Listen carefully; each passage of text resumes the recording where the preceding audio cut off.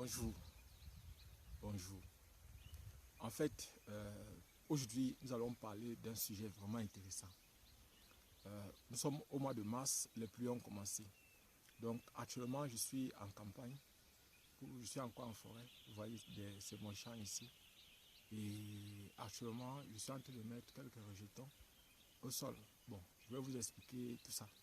Aujourd'hui, ça sera une vidéo beaucoup plus pour parler de la multiplication des rejetons.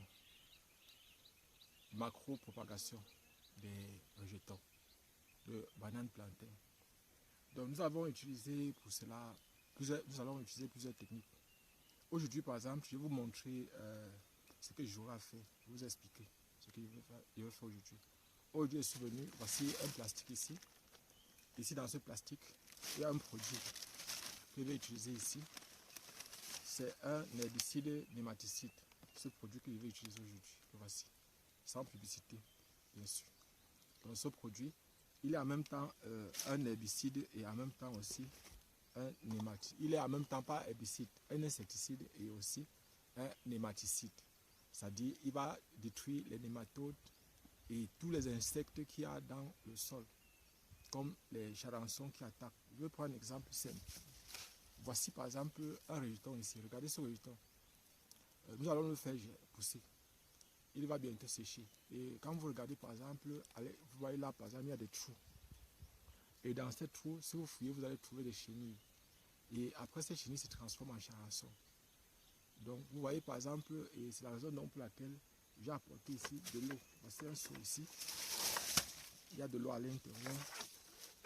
Et notre objectif aujourd'hui sera de traiter ces rejetons. Vous voyez par exemple, j'ai trié tout ce que vous ne pouvez pas transformer. Je les ai triés par exemple pour faire le semi-direct. Il y a une petite parcelle où je vais mettre ces rejetons. Ça va me permettre d'identifier la variété et de savoir par exemple à partir de l'année prochaine. Parce que la plus grande partie du champ, 10 hectares, n'a pas encore été touchée. Nous n'avons que touché 2 hectares. Donc actuellement, il y a encore la plus grande partie du champ qui est là. Et qui reste, donc c'est la raison pour laquelle pour la multiplication des rejetons que nous faisons, nous allons d'abord travailler sur 2 hectares cette année-ci. Et aujourd'hui, je vais vous parler de plusieurs choses. Donc, voici déjà, ici, je vous montre carrément les rejetons que j'ai ici. Vous voyez par exemple, voici d'autres ici, vous voyez. Si vous regardez ici, par exemple, vous allez observer des trous. Regardez par exemple là, vous allez voir des trous. Et vous voyez par exemple, ça veut dire que ce rejeton-ci est touché. Mais il va pousser, il va germer. Parce qu'on va le traiter, on va le mettre directement en terre, on va le nettoyer. On va le mettre directement en terre. Il y a aussi ces autres rejetons qui sont par exemple comme ça. Ces très petits rejetons là. Vous voyez, ça pousse ici. Mais je ne voulais pas transformer l'autre ici en pif. Ou par exemple transformer l'autre ici, il est petit, il est très petit. Donc personnellement, vous voyez par exemple, ça entre dans ma main. Donc, il est très petit, je n'ai pas voulu, je veux faire donc directement le semis. Il va bien pousser. Ici même, c'est ce genre-ci que les populations aiment semer. Parce qu'il est facile à transporter. Vous voyez, par exemple, il est facile à transporter. Alors que, par exemple, celles qui sont costaudes là, les rejetons qui sont costauds, qui sont grosses, si on peut dire comme ça, c'est souvent très difficile le transport. C'est ça qui fait que, bon, ici, les personnes aiment beaucoup semer le genre-ci, c'est facile à transporter. Vous pouvez déplacer facilement dans un petit sac comme ça, 200. Vous portez ça sur la tête, vous marchez même sur 2-3 km avec. Alors que par exemple, lorsque ce sont les costauds là, vous ne pouvez même pas transporter même 5 cannes. Parce que ça pèse énormément, il y a suffisamment de là-dedans. Donc voilà par exemple, pour ceux qui sont de passage sur cette chaîne, je suis Job Camden, répétiteur de profession et enseignant de formation. Je suis ici dans un projet entrepreneurial. Donc aujourd'hui, nous allons partager beaucoup de choses. Je vais vous montrer comment je fais pour le traitement. Donc voici le produit ici. Je vais introduire ce produit-là dans l'eau. Vous allez voir. Donc, voici par exemple ici de l'eau dans ces. Voilà par exemple de l'eau. On va introduire. Je vais introduire une quantité bonne. Je ne vais pas mesurer, je mesure avec l'œil.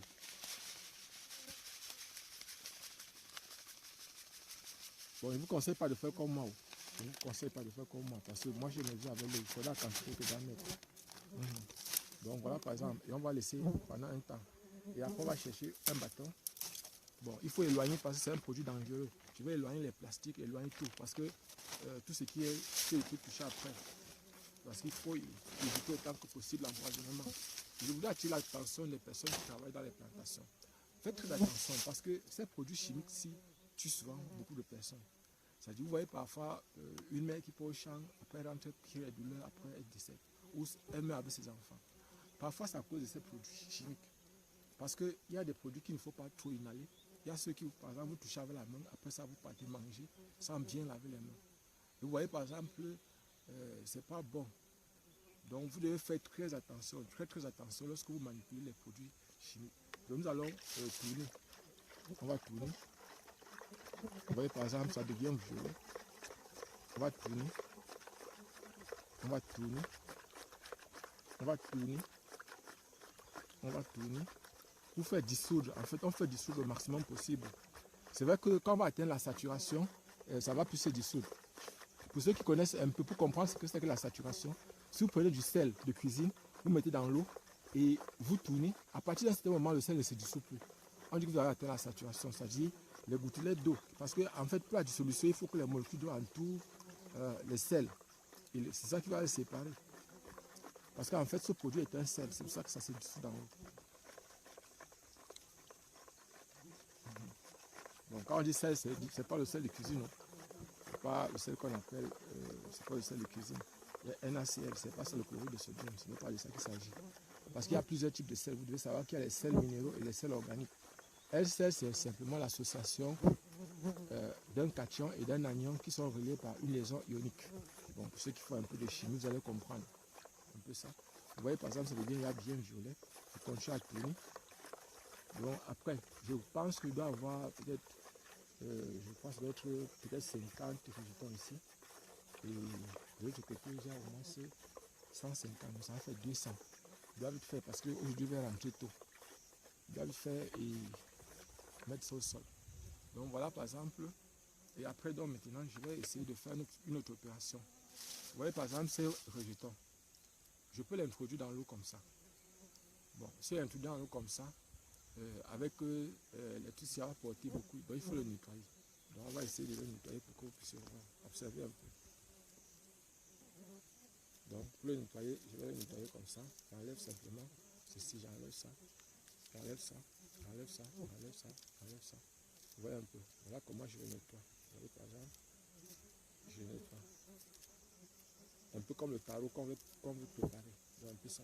Vous voyez par exemple, je l'ai nettoyé. Maintenant, je peux faire une autre opération. Je peux sectionner cette partie-ci pour laisser s'ouvrir. Bon, en fait, ça là, je ne veux pas continuer à travailler là-dessus. Je vais mettre ça au sol comme ça. Bon, ça va, il doit trancher. Il faut que je tranche peut-être ici. Je vais trancher ici comme ça. Vous voyez, par exemple, je tranche ça comme ça. Voilà ce que je fais. C'est ceci que je vais mettre, ça va pousser. Je prends donc ceci que j'ai introduit donc, dans l'eau. Et on va laisser ça dans l'eau pendant même 30 minutes. C'est vrai, il y en a souvent 5 minutes, mais moi personnellement, je laisse le maximum possible. Et je vais vous montrer tout à l'heure les expériences que j'ai faites de l'autre côté. Ça fait une semaine aujourd'hui, jour pour jour. Et je vais vous montrer que les résultats sont vraiment époustouflants. Vous allez comprendre tout à l'heure. Donc voici notre rejeton là ici, on va nettoyer.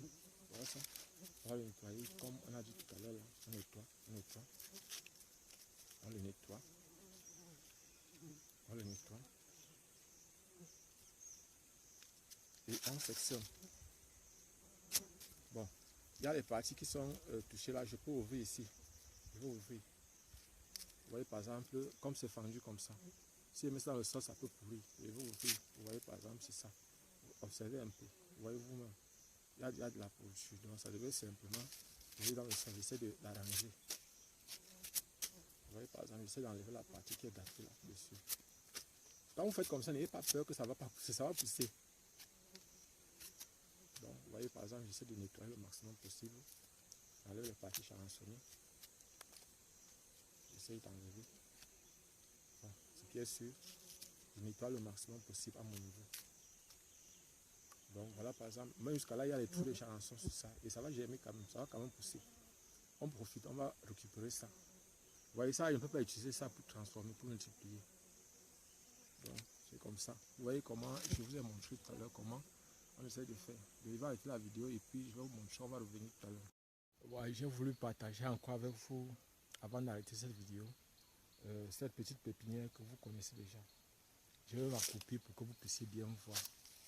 observez. Il s'agit ici de safoutier. Vous voyez par exemple, là il s'agit de safoutier. Vous avez à présenter ça. Et c'est dans quelques temps que nous allons mettre ça en pépinière. Et ici il y a quelques tiges de bitacolatier. Bon, ici, vous allez voir, voici une tige de bitacolatier ici. C'est ça ici. Je crois qu'ici il doit y avoir deux tiges, si je ne me trompe pas. Et voici notre tige ici. Ce sont les bitacolatiers. Vous voyez par exemple, voici le noyau ici. C'est un bitacolatier que j'avais mis au milieu. Donc c'est 3 pieds. Voilà, 3 pieds. 1, 2, 3. Il s'agit ici des bitacolatiers. Bon, ici ça c'est le semi-direct. Donc ça c'est le semi-direct. Et ici au milieu, vous allez voir, par exemple, vous voyez ici à l'intérieur. Ici c'est le citronnier. Ce sont les citrons. Ce sont les graines de citron. Et ici, c'est une graine particulière. Ça c'est la pomme. Ça c'est une graine particulière, c'est la pomme ici. Donc ce qu'on appelle vulgairement pomme de France. Donc ici, ça c'est une pépinière vulgaire. Donc c'est maintenant que je suis en train de construire des véritables serres et pour lancer une véritable pépinière. Donc voilà par exemple ce que j'avais aussi à vous présenter. Vous voyez que le monde entrepreneurial n'est pas un monde aisé. Je m'assois. Donc ici particulièrement, vous voyez derrière moi c'est la plantation. Et vous-même vous êtes en train d'observer. Donc il y a encore du travail. Tout à l'heure là j'ai déjà mis à peu près 70 rejetons, j'ai creusé, j'ai sémé en direct les rejetons. J'ai travaillé d'abord, j'ai traité. Et tout à l'heure il y a encore 150 ici de ce côté. Je suis venu, il faut que je fasse vite, qu'avant 13 h je sois en route pour rentrer. Donc vous voyez que le monde entrepreneurial n'est pas un monde aussi aisé que ça. Et aujourd'hui nous travaillons. Demain on va récolter, même s'il y a des jours où on pleure. Parce que ce qui nous arrive parfois est souvent dur. Comme dernièrement quand j'ai perdu mon charbon. Ça a été un coup dur. Ça a été un coup dur. Mais vous voyez, on ne pleure pas. On retient la leçon. On comprend. Vous savez, les situations problèmes, lorsqu'on fait l'enseignement, elles sont souvent importantes.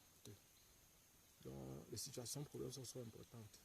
Lorsqu'on enseigne, parce qu'il faut montrer les limites de ce qu'on fait. Chaque fois, les contours, il faut essayer de montrer aux apprenants comment ça se passe et quels sont les problèmes qu'on peut avoir, quelles sont les difficultés. Or, si on passe simplement comme une lettre à la poste, ça ne sera pas évident. Vous voyez un peu. Ça sera comme si les choses étaient trop faciles, trop simples. Et lorsqu'on va parler de ça, beaucoup de personnes vont dire que ce n'est pas vrai. Moi, je n'ai pas rencontré ça. Ils ne parlent pas de telles difficultés que j'ai eu à voir dans mon champ. Vous allez m'excuser, ce sont les petits insectes là. Ils sont très nombreux ici.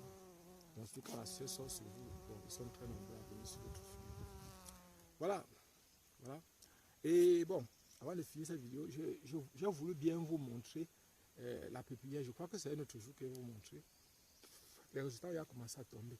Ça dit c'est un test qui a réussi. C'est une technique que j'expérimentais pour la première fois qui a réussi. Ça dit directement en terre. Ça fait une semaine et ça pousse déjà. Je vais réactiver pour essayer de voir comment ça va réagir. Donc j'avais mis, il y a de ça, c'est une semaine, 2 jours exactement, 9 jours. Je vais dire 10 semaines, c'est 9 jours, jour pour jour, que j'ai placé une pépinière. C'était la technique des 64 rejetons. C'est-à-dire qu'une bulbe, un rejeton vous donne 64 rejetons en un mois. Bon, actuellement, si je suis en train de tester, il y a déjà 3. J'ai placé 170 sols. Et 3 sont déjà sortis de terre. On les voit déjà. C'est un succès. Donc, d'ici la fin de la semaine prochaine, on va, parce que ça essaie de faire 14 jours. Or, pour les 14 jours, c'est que j'ai traité avec la cendre. Je vais vous expliquer toutes les techniques qui ont été utilisées là-bas. Je vais vous expliquer tout ça. Donc, pour maintenant, il faut que j'arrête la vidéo comme ça pour parler des prépas concours. Donc, pour ceux qui veulent préparer le concours 2024, notre groupe, et je précise que nous allons préparer les groupes, nous allons préparer les concours directement en ligne. Bon, pour ceux qui veulent, nous sommes déjà disponibles, nous sommes disponibles. Et pour les concours, vous pouvez y vous inscrire. Je précise, nous préparons directement en ligne. C'est-à-dire que les heures pendant lesquelles on travaille, ce n'est pas là la journée. Nous, on ne travaille pas dans la journée, on travaille le soir, à partir de 18 h. Parfois 18 h 30 jusqu'à 21 h, 21 h 30. Donc chaque soir, on va souvent prendre du temps pour travailler. Bon, on ne va pas travailler tous les jours parce que les jours que veut travailler les étudiants qui préparent les concours d'entrée en 3e année et ceux qui préparent aussi les concours d'entrée en 1re année. Donc, et aussi, vous pouvez déjà poser vos problèmes. Je pense qu'au fur et à mesure, on répond progressivement aux questions déjà des apprenants en mathématiques, en physique, en chimie, en informatique, en biochimie aussi. Bon, il y a une personne qui m'a posé un problème dernièrement, je vais parler de son problème un peu ici. C'était un problème concernant la statique des fluides. En fait, ça fait partie d'un monde global qu'on appelle la mécanique des fluides. Il s'agissait de la statique des fluides, d'appliquer, de déterminer les pressions, la détermination des pressions, la hauteur, par l'ancienne méthode où on utilisait le mercure, c'est-à-dire les tubes en U. J'ai demandé à la personne de prendre son exercice, de bien voir s'il n'y a pas de problème. Donc, si vous voyez qu'il n'y a pas de problème, revenez avec l'exercice. Là, je vais regarder. Parce que moi, quand j'ai essayé, j'ai vu que dès le départ, il y a déjà quelques problèmes. Bon, et les résultats, il faut voir si, par exemple, il n'y a pas un niveau de référence, par exemple, pour déterminer les pressions et les hauteurs, comme vous demandez. Abonnez-vous et partagez au maximum si possible cette vidéo. Bon, quoi encore? Il faut parler maintenant de nos résultats pour la banane plantain, les résultats déjà disponibles que nous sommes en train de vendre. Je vous ai dit dans les vidéos passées que nos résultats sont pour le moment prêts, pour le plantain uniquement.